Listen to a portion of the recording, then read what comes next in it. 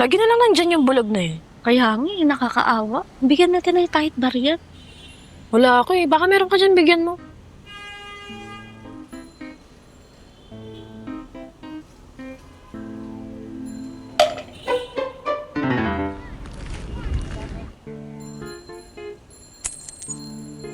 Ano ba yan? Piso lang. Ikaw ha? Sinungaling ka ha? Di ka pala bulag? Nasaan yung dating nandyan? Yung laging nakapwesto dyan? Sorry ma'am, naka-day off po kasi siya ngayon eh. Nandun, nanonood ng sine.